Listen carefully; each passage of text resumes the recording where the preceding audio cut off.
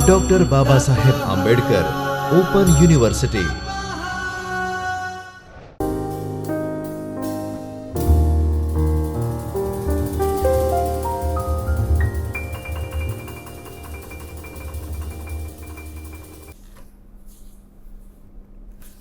નમસ્તે વિદ્યાર્થી મિત્રો, થર્ડ યરના સ્ટુડન્ટ્સ છો તમે, તો સ્વાભાવિક છે કે તમારો દ્રષ્ટિકોણ હવે અર્થશાસ્ત્રના અભ્યાસનો પણ બદલાયો હોય. યુનિવર્સિટીની સિસ્ટમ, પરીક્ષા પદ્ધતિ, એનાથી પણ હવે તમે સારી રીતે પરિચિત પણ થઈ ગયા હો. અને હવે કારણ કે થર્ડ યર છે તો તેમાં જે પ્રશ્નો આપેલા હોય અથવા તો તમારો જે અભ્યાસક્રમ હોય એને વિસ્તૃત રીતે વિચારવાની અથવા તો જુદા જુદા એંગલથી વિચારવાની તમારી દૃષ્ટિ કેળવાઈ હોય અને એવી જ રીતે તમે જવાબ પણ લખશો. કારણ કે જ્યારે BA પાસ કરીને તમે બહાર આવશો, યુનિવર્સિટીની ડિગ્રી મેળવશો, ત્યારે તમારી પાસે વ્યવસાય પસંદ કરવાનો હશે અથવા તો તમારો જો ઓલરેડી વ્યવસાય તમે કરતા હશો તો એમાં પણ તમારું જ્ઞાન, તમારી સમજ, તમે જે વાંચેલું હતું, જે બીજાના અનુભવો હતા, એ પણ તમને ક્યાંક ને ક્યાંક કામ તો આવે જ. એટલે આપણી દૃષ્ટિ વિશાળ થાય છે. જેટલું આપણે અભ્યાસ વધારીએ છીએ તેટલી આપણી દૃષ્ટિ વિશાળ થાય છે. જો આજે તમારું જે પેપરનો આપણે અભ્યાસ કરવાના છીએ એ છે તમારું પેપર 6 છે, ECOM6, જેનું આપણે ટાઇટલ પેપરનો કોડ છે અને પેપરનું નામ છે ભારતમાં સંસ્થાનવાદ સમયે કૃષિ. હવે આપણે હિસ્ટ્રીનો અભ્યાસ કરીએ છીએ. તમે ઇતિહાસ તમે સ્કૂલમાં અભ્યાસ કર્યો હશે અથવા તો ફર્સ્ટ યર સેકન્ડ યરમાં તમારો સબસિડરી સબ્જેક્ટ પણ રહ્યો હશે. પણ આપણી હિસ્ટ્રી કઈ રીતે, ઇતિહાસ કઈ રીતે ભણવાનો હોય છે, તો જ્યાં સુધી રાજાઓ હતા, મુગલોનું શાસન, એ બધા રાજકીય પ્રવાસ તો ખરો જ, પણ એ પ્રવાસમાં આપણું અર્થતંત્રનું પાસું બને છે. આપણો જે ઇતિહાસ છે એ ભારતમાં સંસ્થાનવાદ સમયે કેવી કૃષિ હતી, કેવી એની સ્થિતિ હતી, ભારતમાં દુકાળો હતા, દુષ્કાળો તો ગમે ત્યારે પડી શકે છે, પણ એની અસર કેવી થતી, એમાં અંગ્રેજોના શાસનની અસર કેવી થઈ, એ પણ જોવાનું રહ્યું. અહીંયા અલગ એટલા માટે પડશે કે અંગ્રેજોની શાસન પદ્ધતિ એક પ્રકારની હતી, જે પહેલાં હતી જૂના સમયમાં રાજાઓની કે મુગલ બાદશાહોની, એના કરતાં શાસન પદ્ધતિ અલગ હતી. એટલે એની આખી અસર જે તે વિસ્તારના અર્થતંત્ર ઉપર પડવાની હોય. તો આપણે એ પાસાથી પણ આપણે વિચારવાનું થાય. આપણે હિસ્ટ્રી આપણે પણ ભણીએ છીએ, પણ અર્થશાસ્ત્રને ધ્યાનમાં રાખીને. તેવી જ રીતે હંમેશા આપણો એક પાસું, આપણો એક દૃષ્ટિકોણ હોવો જોઈએ કે અત્યારની સ્થિતિ શું છે, અત્યારની જે શાસન પદ્ધતિ છે એ કયા પ્રકારની છે. શાસન પદ્ધતિમાં વહીવટો આવે, કાયદા આવે, ઘણું બધું આવે, નિર્ણયો આવે, આ બધું પ્રજાનું રિએક્શન આવે, પ્રજા ઉપર એની અસરો આવે, આ બધી બાબતો આપણે ચકાસવાની હોય છે. તો વર્તમાન સમયમાં આપણે કઈ રીતે આગળ વધી રહ્યા છીએ, અત્યારની જે નીતિઓ હોય છે, કાયદાઓ હોય છે, એ કઈ રીતે જોવાતા હોય છે, એ પણ આપણે ભૂતકાળના પરિપ્રેક્ષ્યમાં આપણે જોવાના હોય. તો આપણો જે પેપર 6 છે ભારતમાં સંસ્થાનવાદ સમયે કૃષિ, એનો ભાગ પહેલો, તમને કુલ 4 ભાગ આપેલા છે. તેમાંથી પહેલો ભાગ છે સંસ્થાનવાદ તથા અર્ધ વિકાસ, અથવા તો એને અંડર ડેવલપમેન્ટ કહી શકાય. તો અંડર ડેવલપમેન્ટ એ કયા ગાળાનો આપણે અભ્યાસ કરશું, તો 1760 થી 1950 સુધીનો. એટલે લગભગ 190 વર્ષ જેટલો થાય છે. 200માં 10 વર્ષ ઓછા, એટલે 190 વર્ષ જેટલો આપણો અભ્યાસનો સમયગાળો છે. જો તેમાં કેટલા બધા પાણી વહી ગયા હોય, આપણે કહી શકીએ છીએ, મેં કહેવા છે ને કે ઘણા બધા પાણી વહી જાય, તો અહીંયા કેટલું બધું અનુભવ થયો હશે કે રાજાઓ હશે, બાદશાહો હશે, એનું શાસન, એ પ્રજા, એ સમયનું ઋતુ પરિવર્તન, એ સમયે વરસાદની સાયકલ, કૃષિ ઉપર આધારિત અર્થતંત્ર, ગામડાઓનું સદ્ધર હોવું, પછી ગામડાઓનો વિનાશ. તો ગામડાઓનો વિનાશ કેવી રીતે થયો? ગામડાઓ આત્મનિર્ભર હતા, તેમાંથી તેનો વિનાશ કેવી રીતે થયો, ક્યારે થયો, કયા પ્રકારના વહીવટી ફેરફારોથી થયો? તો આપણે આગળ એનો અભ્યાસ કરીએ. જુઓ, સ્લાઇડમાં તમે ધ્યાન આપશો તો ભારતમાં આપણા આ જે તમારો વિભાગ છે એમાં કુલ 3 એકમો તમને સમાવિષ્ટ છે. હું જસ્ટ તમને એનો પરિચય આપી દઉં. આ આખા એકમનો સાર આજે આપણે લેવાના છીએ. તો ભારતમાં અંગ્રેજ શાસનનું આગમન અને એની કૃષિ પરની અસરો. કૃષિ ક્ષેત્ર શરૂ થવું અને ભારતમાં દુષ્કાળ. જો આ દુષ્કાળ પણ ઘણા બધા એકદમ ઊંડી અને વ્યાપક અસરોવાળા હતા, કારણ કે એ વખતે સામાન્ય રીતે એવું કહી શકાય કે પહેલાં જ્યારે ટેકનોલોજી ઓછી હતી, એકબીજા પ્રદેશો, એકબીજી સંસ્કૃતિ અને લોકો સાથેનો સંપર્ક ઓછો હતો, ત્યારે કોઈ એક પ્રદેશની સમસ્યા તે પ્રદેશ પૂરતી જ રહેતી. પણ બીજી રીતે આપણે જોઈ શકીએ તો જે તે સમયના દુષ્કાળ ઘણા જ બધા ઇન્ટેન્સિવ બન્યા, એટલે કે બહુ ઊંડા થયા અને એની અસરો ઘણી ઊંડી થઈ. તો કઈ રીતે? તો ભારતમાં જ્યારે અંગ્રેજ સરકારનું આગમન થયું, અંગ્રેજ શાસનનું આગમન થયું અને એ સમયે જે પરિસ્થિતિ ઊભી થઈ, એ સમયે જે જુઓ અહીંયા આપણે જે કુલ અભ્યાસક્રમ છે આપણો 1950 સુધીનો છે, પણ અત્યારે જ્યારે આ વિભાગમાં આપણે અભ્યાસ કરવાના છીએ તે 1760 થી 1840 સુધીનો, એ લગભગ 80 વર્ષનો અભ્યાસ આ વિભાગમાં કરવાનો છે. તો તે સમયે આખી શું થયું, બંગાળનો દુષ્કાળ છે, દખ્ખણનો દુષ્કાળ છે, આ બધા દુકાળો તમને આવશે. હવે આ પરિસ્થિતિ દરેક જગ્યાએ જે દુકાળ પડે છે એની અસરો અલગ અલગ હોય છે.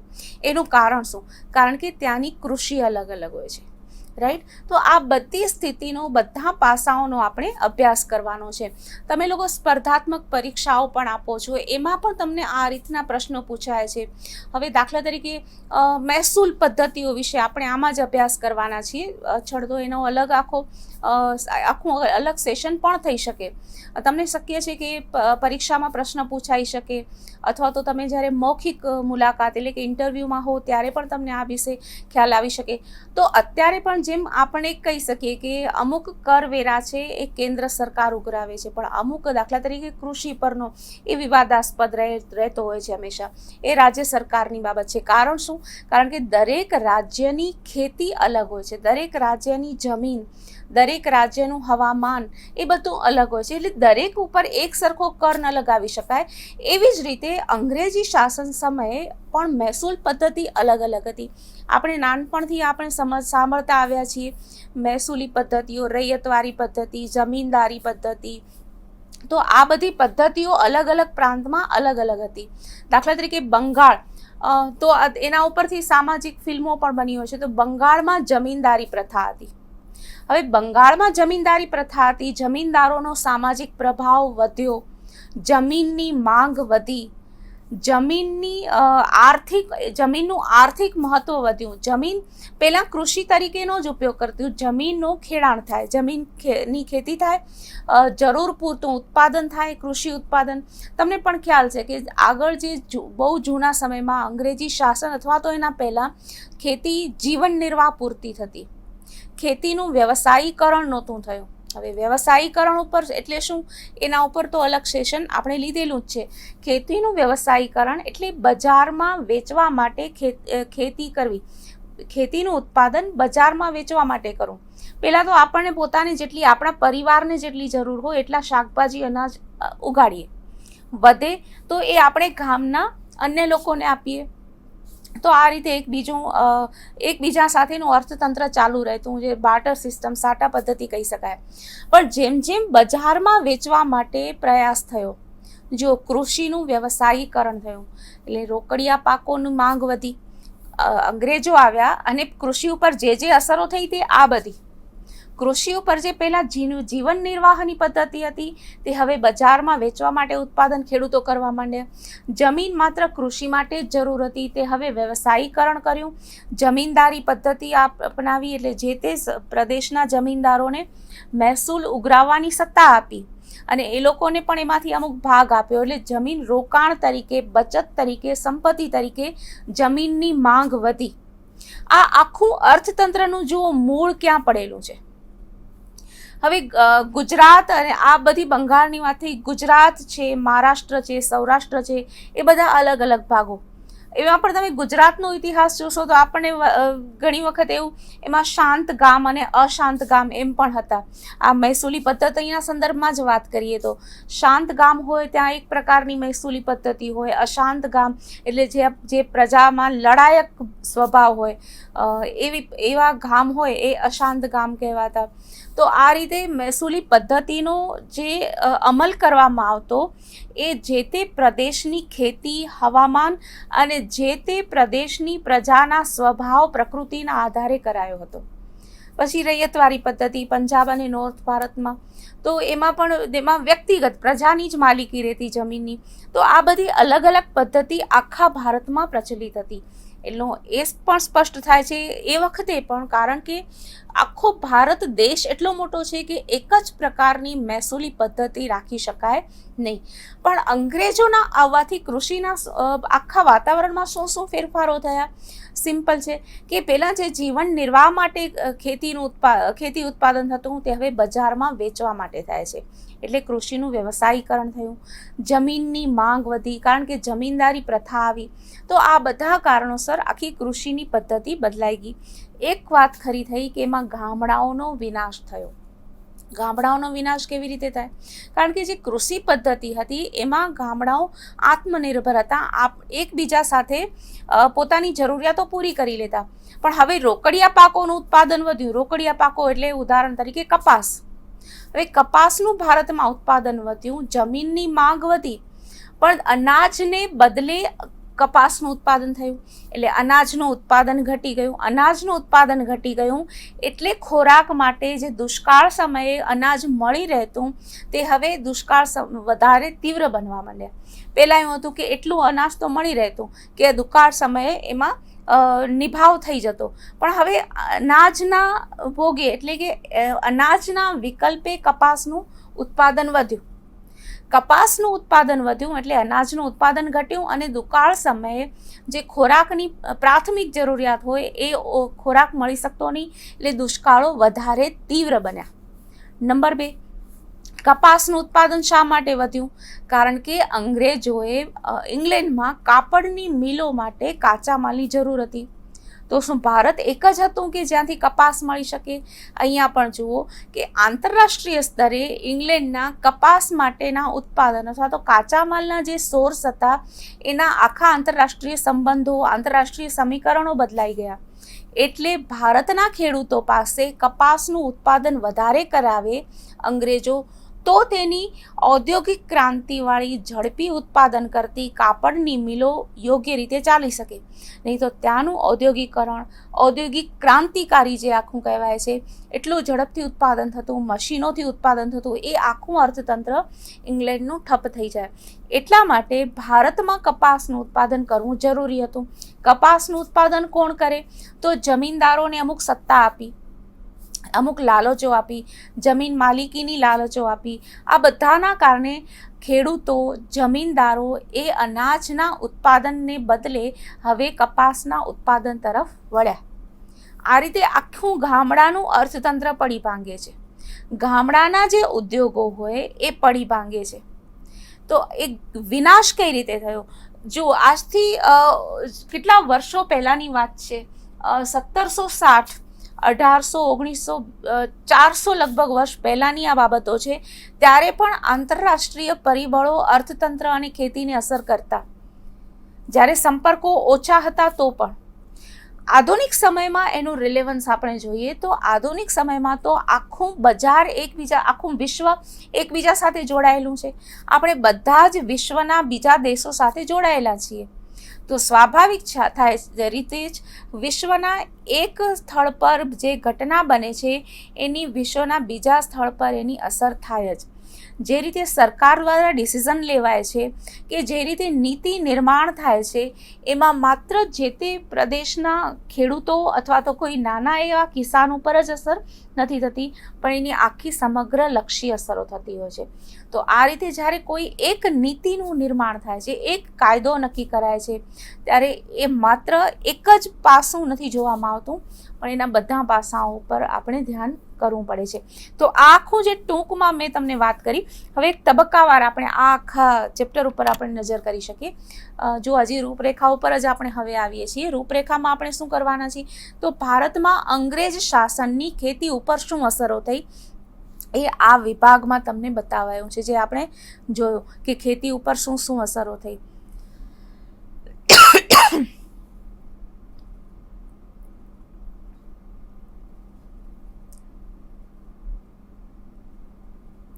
બીજું આપણે મુદ્દો જે અભ્યાસ કરવાના છીએ ચર્ચા, કે પાકની તરાહમાં કેવી રીતે શું ફેરફારો થયા અને કૃષિનું વ્યવસાયીકરણ. પાકની તરાહમાં ફેરફાર એટલે જે પાક રેગ્યુલર લેવાતા હોય એના પ્રકારમાં ફેરફાર. પાક આપણે જે ચર્ચા કરી કે અનાજને બદલે રોકડિયા પાકોનું વાવેતર વધ્યું, તો એ કહેવાય પાકની તરાહમાં ફેરફાર. ભારતમાં દુષ્કાળ, તો ભારતમાં દુષ્કાળ તો આપણે સમજીએ કે માત્ર વરસાદ ન પડવો એને આપણે સામાન્ય ભાષામાં દુષ્કાળ કહીએ છીએ, પણ હકીકતમાં દુષ્કાળ એટલે શું? દુષ્કાળની અસરો અને દુષ્કાળના કારણોમાં રાજકીય ડિસિઝન્સ, નિર્ણયો, વહીવટી નિર્ણયો, ઋતુ પ્રમાણે ઋતુની અસર તો હોય જ છે, પણ ઘણી વખત કોઈ પણ દુષ્કાળ કે કોઈ પણ કુદરતી સ્થિતિને વધારે તીવ્ર બનાવે છે જે તે પ્રદેશના રાજકીય નિર્ણયો. અંગ્રેજોના સમયમાં શાસનમાં જે રીતે ડિસિઝન લેવાયા, જે રીતે વહીવટી નિર્ણયો લેવાયા, એ બધા દુષ્કાળને વધારે તીવ્ર બનાવવા માંડ્યા. હવે 1853 તમને ખ્યાલ છે કે ભારતમાં રેલવેનું આગમન થયું. હવે આ જ ગાળો છે. આપણે જ્યારે કોઈ પણ પરિસ્થિતિનો અભ્યાસ કરવા બેસીએ છીએ ત્યારે એક સાથે ઘટી રહેલી ઘટનાઓ છે એ એકબીજા ઉપર જરૂર અસર કરે છે. શું આપણે એમ કહી શકીએ કે જ્યારે રેલવેનું ભારતમાં આગમન થયું ત્યારે એના કારણે દુષ્કાળની તીવ્રતા ઓછી થઈ ગઈ કારણ કે અનાજ પહોંચાડી શકાતું, કે પછી રેલવેના આગમનને કારણે જે કપાસનું ઉત્પાદન વધ્યું હતું એને બંદરો સુધી લઈ જઈ અને ઇંગ્લેન્ડ સુધી પહોંચાડવામાં વધારે ફાયદો થતો, એટલે કપાસના ઉત્પાદનને પ્રોત્સાહન મળ્યું. જો કેટલા બધા પાસાઓથી આપણે વિચારવાનું રહે છે. એટલે આપણે ઘણી વખત અત્યારે કોઈ પણ આર્થિક નીતિઓનું ઘડતર થાય છે ત્યારે આપણે ઘણી વખત એને ક્રિટિસાઇઝ કરીએ છીએ કે આ નીતિનું અસર બરાબર નથી થઈ, એની અસર આવી નહીં થાય, આ ડિસિઝન ખોટો છે. પણ ઘણી વખત જ્યારે આપણે નીતિ નિર્માણ કરતા હોઈએ ત્યારે એક પાસાનો આપણે અભ્યાસ કરવાનો રહેતો હોય છે કે કદાચ એ નીતિનું જે રીતે ઘડતર થયું છે, કયા સંજોગોમાં નીતિનું ઘડતર થયું છે, એનો હેતુ શું છે, કયા પરિબળો એના ઉપર કામ કરે છે. હવે એ બધું જ એઝ ઇટ ઇઝ રહેવાનું હોય તો કદાચ નીતિની જે ધારેલી અસરો હોય, અનુમાન કરેલી અસર હોય કે આ અસરો થશે, પણ અચાનક જ આંતરરાષ્ટ્રીય પરિબળો એવા ફરી જાય કે જેના કારણે એ નીતિની આખી અસરો બદલાઈ શકે છે. એ આખું નેટવર્કિંગ હોય એમ કહી શકાય. એટલે નેટવર્કિંગ એટલે જરૂરી નથી કે આપણે પ્રત્યક્ષ રીતે કોઈ પણ સિસ્ટમ એકબીજા સાથે જોડાયેલી હોય એ જ નેટવર્કિંગ નહીં, પણ જ્યારે એક અસર બીજી બાજુ થાય છે એની અસર કહી શકાય, એ નેટવર્કિંગ કહી શકાય. તો આ રીતે જેમ જેમ ઝડપથી એકબીજા સાથેનું સંધાન થયેલું હોય છે તો અસરો પણ એની તીવ્ર હોય છે. આગળ આપણે જોઈએ ઉદ્દેશો. આપણે આખો જે અભ્યાસ કરીએ છીએ એ પાછળના આપણા ઉદ્દેશો કયા હોય છે. તો સૌથી પહેલાં આ એકમનો અભ્યાસ કર્યા પછી આપણે શું કરવા માટે સક્ષમ બનીએ, તો ભારતમાં જે અંગ્રેજ શાસનની ખેતી ઉપરની અસરો છે એને આપણે તપાસી શકશું. એટલે તપાસવું એટલે એને ખરેખર એની આખું એના એનાલિસિસ કરવું. બીજી આપણી ક્ષમતા વિકસે તો ભારતીય કૃષિના પાકની તરાહમાં આવેલું પરિવર્તન તથા કૃષિમાં થયેલા વાણિજ્યકરણની ચર્ચા કરી શકશું. જો આપણે અત્યારે ફૂડ સિક્યોરિટીનો પણ જે સસ્ટેનેબલ ડેવલપમેન્ટ ગોલ છે એ પણ આપણે જોઈ શકીએ. ફૂડ સેફ્ટી, ફૂડ સિક્યોરિટી, બીજી બાજુ આપણા રોકડિયા પાકોનું ઉત્પાદનમાં વધારો, તો આ બધાની 420 વર્ષ પહેલાંનું અર્થતંત્ર અને આજનું અર્થતંત્ર એ પણ આપણે તુલના કરી શકીએ. પછી છે ભારતના દુષ્કાળોના મુખ્ય કારણોનું વિશ્લેષણ કરી શકશું. હવે આપણે આ પ્રશ્ન થોડો ચર્ચાસ્પદ, આપણે પ્રશ્ન થાય કે દુષ્કાળના કારણો શું હોય. દુષ્કાળનું કારણ એટલે વરસાદ ન પડવો અથવા તો અપૂરતો વરસાદ પડવો. પણ જો અહીંયા જ વહીવટી પરિસ્થિતિ એન્ટર થાય છે, અહીંયા જ પ્રશાસનીય, અહીંયા રાજકીય પરિસ્થિતિ એન્ટર થાય છે. પ્રજાનું અશિક્ષણ એટલે કે અશિક્ષિત પ્રજા હોય તો કોઈ પણ પરિસ્થિતિ માટે એ કેવું રિએક્ટ કરશે એની તો ખાસ અસર વધારે હોય છે. એટલા માટે તો શિક્ષણ વધે પછી આપણે પ્રજાનું વિકાસ માટેની અસરો બીજી હોય છે. પણ અહીંયા જે આપણે જોઈએ છીએ તો એમાં કારણો કયા, દુષ્કાળના કારણોની ચર્ચા આપણે કરી શકવાના છીએ. તો પહેલું કોઈ પણ આપણે અભ્યાસ કરવા બેસીએ એટલે આપણું પહેલો તરત જ જવાબ એવો છે કે દુષ્કાળનું કારણ વરસાદ ન પડવો અથવા તો અપૂરતો વરસાદ પડવો, પણ દુષ્કાળ એટલે ખરેખર વરસાદનો અભાવ. આજે પણ દુષ્કાળ તો પડે જ છે. આપણે જોઈએ છીએ કે અનિયમિત વરસાદ તો આજે પણ છે જ. કદાચ અનિયમિતતા વધારે થઈ ગઈ છે તો પણ પ્રજાની હાલાકી, પ્રજાની હાડમારી, એ પ્રજાની કેટલી હેરાનગતિઓ છે. દુષ્કાળ એટલે ખરેખર પ્રજા સુધી અનાજ નથી પહોંચતું, પ્રજા સુધી પાણી નથી પહોંચતું. રેલવેનો ઉપયોગ શેના માટે થયો? આ બધા કારણોની આપણે ચર્ચા કરી શકીએ. એ આ વિભાગનો તો આ વિભાગ આપણે વાંચ્યો કહેવાય, એનો અભ્યાસ કર્યો કહેવાય. આગળ જોઈએ.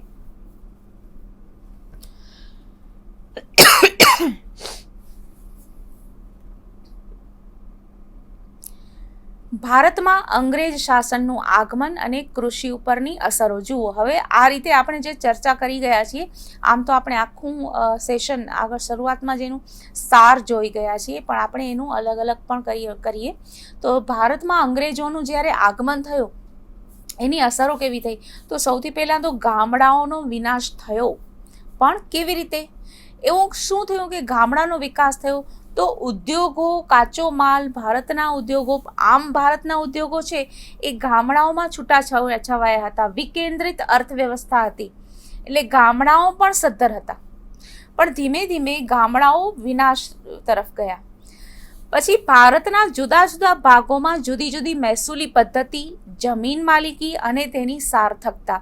જો આ બધી પરિસ્થિતિ, જમીન માલિકીમાં જે ફેરફારો કર્યા અંગ્રેજોએ, એમાં અંગ્રેજોનો અર્થ, સ્વાર્થ શબ્દ તો સીધો છે જ કે અંગ્રેજોનો સ્વાર્થ હતો, પણ એ સ્વાર્થ, એનો હેતુ શું હતો, એ પાછળ એના પરિણામો ચકાસીને અંગ્રેજોએ દરેક પદ્ધતિ અમલમાં મૂકી હતી. એટલે કદાચ આપણે એમ કહી શકીએ કે વહીવટની દ્રષ્ટિએ જે અંગ્રેજોએ ડિસિઝન લીધા, એ કદાચ આપણે આપણા અભ્યાસ માટે, વધારે ઇમ્પ્રૂવ થવા માટે આપણે ક્યારેક જોવા તો જોઈએ કે ખરેખર એવું એ લોકો કઈ રીતે કરતા કે એ લોકોના હેતુ સિદ્ધ થઈ શકતા. તો આ બધા એની અસરો. પછી પાકની તરાહમાં જે ફેરફાર થયો અને કૃષિનું વાણિજ્યકરણ થયું, એ બધા વિશે આપણે જોઈએ. તો સૌથી પહેલાં તો સ્વ વપરાશને બદલે બજાર માટે ઉત્પાદન થયું, જે આપણે ચર્ચા કરી. પછી રોકડિયા પાકોને બદલે રોકડિયા પાકોનું ઉત્પાદન વધ્યું. તમે જોઈ શકશો, સ્વ વપરાશને બદલે બજાર માટે ઉત્પાદન થયું. પછી રોકડિયા પાકોનું ઉત્પાદન વધ્યું, જે અનાજ વગેરે હોય એના બદલે રોકડિયા પાકોનું ઉત્પાદન વધ્યું. પછીનો મુદ્દો છે વ્યવસાયીકરણ. હવે વ્યવસાયીકરણ થયું ત્યારે કઈ રીતે ફેરફારો થયો? જેમ આપણે ચર્ચા કરી કે કપાસની નિકાસ થઈ, ભારતમાંથી કપાસની નિકાસ થઈ, અને કપાસ કયા કામમાં વપરાયું?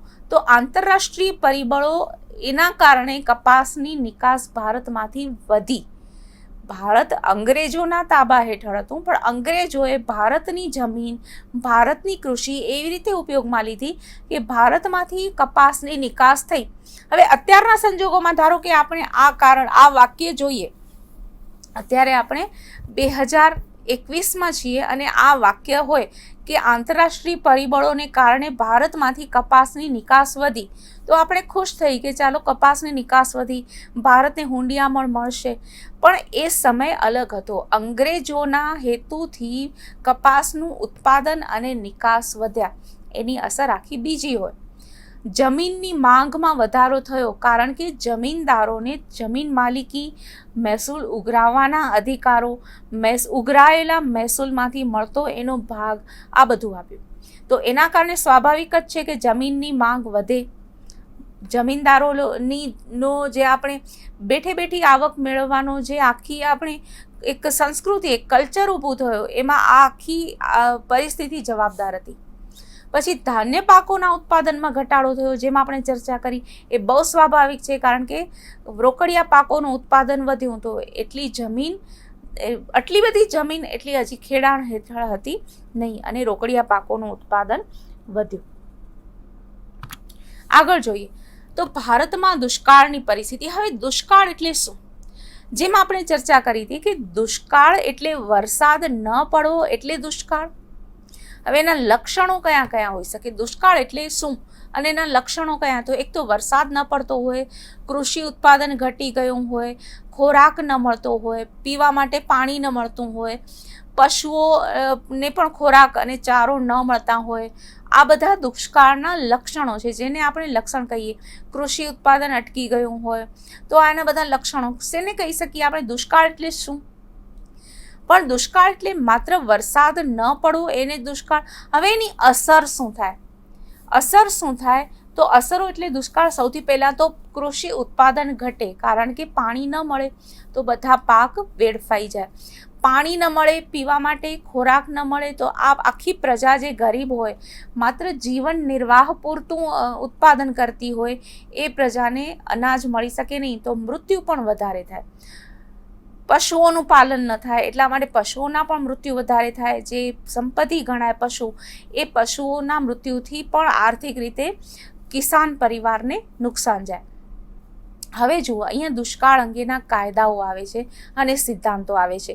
આ તમને હું એક હોમવર્ક જેવું આપી શકું કે તમારી બુકમાં જે દુષ્કાળ અંગેના કાયદાઓ આપેલા છે અને સિદ્ધાંતો આપેલા છે, એના ઉપર એક નજર કરો. હવે એમાં શું કાયદાઓ અને શું સિદ્ધાંતો આપેલા છે? આ સિદ્ધાંતો અને કાયદાઓ એ સમય માટે જે અસર કરી, અને અત્યારે ધારો કે એવો કાયદો છે કે નહીં, અત્યારે જો એવો કાયદો હોય તો એની અસર શું છે, આ બધું તમને એક હોમવર્ક તરીકે તમારે કરવાનું રહેશે. આગળનો મુદ્દો જોઈએ તો દુષ્કાળોનું રાજકીય અર્થકારણ. હંમેશા આ એક મુદ્દો ખાસ રહેતો હોય છે કે એની રાજકીય અસરો કઈ કઈ હોય, એનું રાજકીય અર્થકારણ કયું કયું હોય. એ સમય તો સ્વાભાવિક છે કે જે શાસક હતા, જે પ્રશાસકો વહીવટકારો હતા, એ પોતે પ્રદેશના ન હતા. એ લોકોને ભારત સાથે કોઈ પણ પ્રકારનો સીધો સંબંધ હતો, તો એ એકમાત્ર એને આર્થિક એના લાભ ઉઠાવવાનો, એનો સ્વાર્થ સિદ્ધ થાય, એ હેતુ હતો. રાઈટ? તો આ બધા કારણોસર આખું દુષ્કાળનું રાજકીય અર્થકારણ આવ્યું કે આ આખી મહેસૂલી પદ્ધતિ બદલાવાઈ ગઈ, નિકાસમાં વધારો કર્યો, નાના ઉદ્યોગો પડી ભાંગ્યા, કૃષિમાં પાકની તરાહમાં ફેરફાર આવ્યો, કાયદાઓ જ એવી રીતે ઘડાયા. તો આ બધી એનું રાજકીય અર્થકારણ કહી શકાય કે જેથી કરીને ઇંગ્લેન્ડના ઉદ્યોગો સારી રીતે ચાલી શકે. આગળનો મુદ્દો જોઈએ તો યુદ્ધનો સમય. હવે યુદ્ધ કયું આવે છે?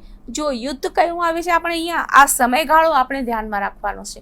1760થી 1840 માટે જે આપણે જે સમય હતો એમાં યુદ્ધ થયા.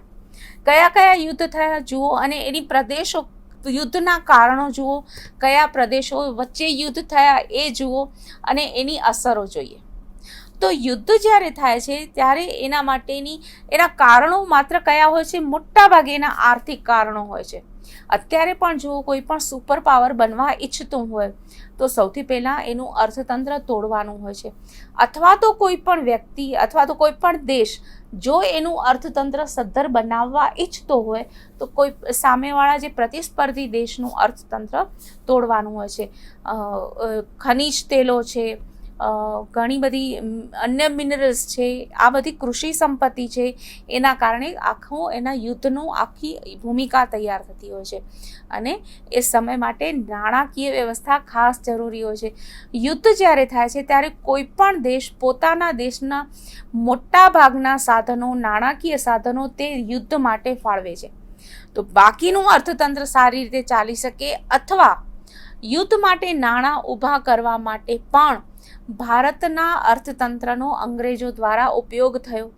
તો આ પણ એક પ્રશ્ન ઊભો થાય છે કે ત્યારે દુષ્કાળો પણ ત્યારે જ હતા, જમીન મહેસૂલી પદ્ધતિમાં પણ ત્યારે જ ફેરફાર થયો, કૃષિનું વાણિજ્યકરણ પણ ત્યારે જ થયું. તો એનો તમે વિચાર કરો ને, તે સમય યુદ્ધ માટે નાણાકીય વ્યવસ્થા. તો આ રીતે એક 80 વર્ષનો જે ગાળો છે, તમારો વિભાગ 1નો જે 80 વર્ષનો ગાળો છે, એ કેટલી બધી ઘટનાઓથી ભરેલો છે. હવે ઇતિહાસની જે ઘટનાઓ હોય એની અસરો શું હજી સુધી ચાલી રહી છે? આપણે એમ કહી શકીએ કે એ સમયના જે કાયદાઓ હતા, ઘણા બધા કાયદાઓ હતા, તમે અવારનવાર વાંચતા હશો કે આ અંગ્રેજોના સમયનો કાયદો હતો, અત્યારે એનું રિલેવન્સ નથી. તો આ બધી એની પરિસ્થિતિ, આપણી માનસિકતા, પ્રજાની માનસિકતા, એ ઘણી બધી બાબતો ઇતિહાસની જે હતી એ હજી પણ અસર કરે છે. તો એ બધી જે પરિસ્થિતિ ઊભી થાય છે એ વખતે કઈ રીતે લેવાયેલા છે ડિસિઝન્સ, એ જોવું જોઈએ. તો તો આ આપણું આજનું સેશન હોય, અને જો તમે એ સેશનના પછી દુષ્કાળના કારણોની ચર્ચા કરી શકશો. ભારતમાં અંગ્રેજ શાસનનું આગમન થયું એ સમયે તમે જે કૃષિ પરની અસરો હોય એ જોઈ શકશો. અહીંયા એ વસ્તુ ખાસ જોવાની કે ભારતનો જે દેશની જે ઓળખ છે કૃષિ પ્રધાન, એ ઓળખ થોડીક તમારી કદાચ બદલાઈ જાય, કારણ કે ભારતમાં માત્ર કૃષિ ન હતી. અંગ્રેજોના સમય પહેલા ભારતમાં ઘણા બધા ઉદ્યોગો વિકાસ થયા હતા. એમાં ઘણા બધા તમને ખ્યાલ હોય છે કે સોના ચાંદીના ઘરેણા, તમે બધા આભૂષણો કેવી રીતે પહેરતા હોય તો ઉદ્યોગ હોય જ. કાપડનો ઉદ્યોગ તમે આપણે સાંભળેલું છે વાર્તામાં અને આપણા ભણવામાં પણ, કે એવું સરસ મલમલ બનતું કે એકદમ મુલાયમ બનતું કે આંગળીની વીંટી જે પહેરીએ એમાંથી પણ પસાર થઈ જાય. તો એ બધા ઉદ્યોગો તો હતા જે વિકેન્દ્રિત અવસ્થામાં હતા. એટલા માટે આપણે એમ લાગતું કે મોટા ભાગનું ભારત છે એ ગામડાઓથી બનેલું છે, પણ ગામડાઓ સદ્ધર હતા. પછી ગામડાઓનો વિકાસ થયો, ઉદ્યોગોને પડી ભાગ્યા. ઉદ્યોગો ઉપર અંગ્રેજોએ જે પ્રકારની રીત અજમાવી એના કારણે ઉદ્યોગો ધીમે ધીમે બંધ થતા ગયા. માત્ર કૃષિ આર્થિક વિકાસનું એક સાધન બની, કારણ કે જમીનનો એક ટુકડો પણ હોય તો એના કારણે એમાંથી પોતા પૂરતું અનાજ અને શાકભાજી ઉગાડી શકાય. એટલા માટે કૃષિ બની, જીવન નિર્વાહની કૃષિ. પછી અંગ્રેજોએ વ્યવસાયીકરણ કરવાયું, જમીનની માંગ વધી, રોકડિયા પાકોનું ઉત્પાદન વધ્યું, આંતરરાષ્ટ્રીય પરિબળો એવા ઊભા થયા કે કપાસની નિકાસ થઈ. તો આ બધા જે વહીવટી કારણોસર અને 80 વર્ષનો ગાળો આ બધી અસરો માટે નાનો ન કહેવાય. કેટલી ઊંડી અસરો થઈ ગઈ હોય કે દુષ્કાળો જે પહેલા તીવ્ર નહોતા, કારણ કે ગામડાઓ સદ્ધર હતા, આર્થિક રીતે પગભર હતા. એટલા માટે એ લોકોને જરૂર પૂરતું અનાજ ખોરાક મળી રહેતા, એટલે દુષ્કાળોની તીવ્રતા ન રહેતી. પણ પછી જ્યારે આ આખું અર્થતંત્ર બદલાઈ ગયું, પાકની તરાહ બદલાઈ ગઈ, તો સ્વાભાવિક છે કે દુષ્કાળોની તીવ્રતા વધે. તો એ રાજકીય કારણો એમાં પ્રવેશ કરે છે. તો દુષ્કાળો માત્ર કુદરતી અસર નથી કે વરસાદ ઓછો પડે છે, અનિયમિત પડે છે એટલે દુષ્કાળ છે, એવું નથી. ઘણા બધા કારણો એમાં પણ હોઈ શકે છે કે જે રાજકીય અને વહીવટી કારણોસર દુષ્કાળની તીવ્રતા વધે છે. તમારા આ બધા જ પ્રશ્નો અને તમારે જો વધારે ચર્ચા કરવી હોય તો જરૂરથી મારો તમે સંપર્ક કરો. અને આ જે છેલ્લું વાક્ય છે કે આધુનિક સમયમાં જે ટેકનોલોજીકલ વિકાસ થયો છે તેની દુષ્કાળ ઉપરની અસરો, પ્રજાનું શાસન, એ બધા વિશે તમારે વિચાર કરવાનું છે, જે આપણે આજના આખા સેશનમાં ચર્ચા કરેલી જ છે. હવે તમે મારો જરૂરથી સંપર્ક કરશો. તો મારા 2 ઈમેલ આઈડી તમને હવેથી આપું છું, કારણ કે ક્યાંક પણ ડોટનો તમને ફેર થતો હોય તો તમારો ઈમેલ મારી સુધી પહોંચે નહીં. તો kruti.chhaya@baou.edu.in અને krutichhaya@yahoo.co.in આ બંનેમાંથી કોઈ પણ ઉપર તમે મારો સંપર્ક જરૂર કરી શકો. તમે કંઈ પણ નવું વાંચો, તમારી પાસે કંઈ પણ માહિતી વધારે હોય તો તમે મને જરૂરથી આપજો. અને તમારા આ મુદ્દા વિશે તમારે ચર્ચા કરવી હોય, પરીક્ષામાં પ્રશ્ન વિશે ચર્ચા કરવી હોય તો જરૂરથી તમે મારો સંપર્ક કરી શકો છો. અને આ રીતે હું તમારા ઈમેલની જરૂરથી રાહ જોઈશ. ત્યાં સુધીનો સમય તમારો ઘણો જ આનંદદાયક રહે અને સ્વાસ્થ્યપ્રદ રહે. આભાર.